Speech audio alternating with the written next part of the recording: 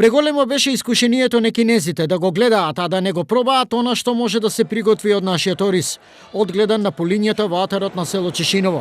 Комплиментите за неговиот квалитет не ги штедеа, но со еден исклучок.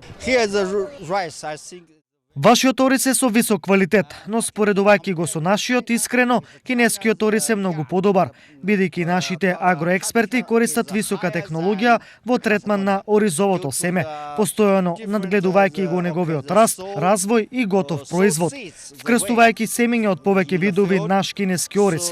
Сега имаме семе со одличен квалитет, но согласно овдешната клима и начинот на одгледување, вашиот ориз е многу добар.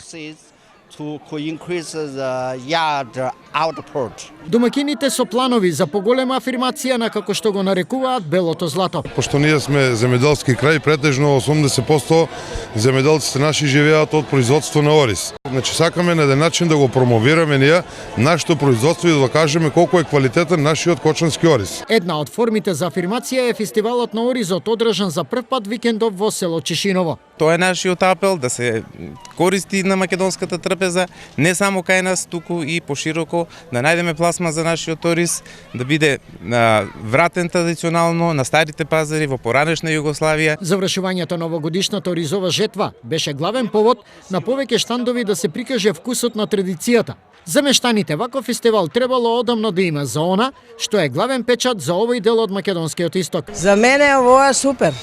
Ово не може секаде да биде. Може ли ово секој да го спрема? Домашно, со рис направено, разни сарни, разни специјалитети се прави од оризот. За Чешиново е голем успех.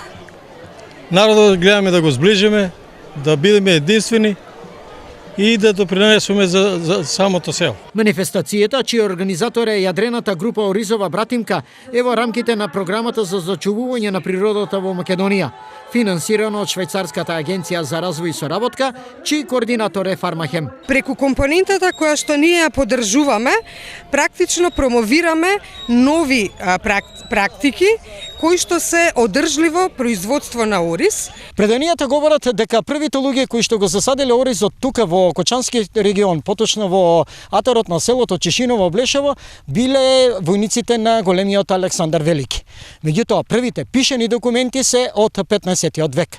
И затоа, безмалку половина милениум, оризот е едно од есенцијалните екзистенцијални фактори за животот тука во Кочанско. 25.000 тони годишно производство на оризова арпа и 14.000 тони бел ориз е повеќе од потврда за претходно кажаното.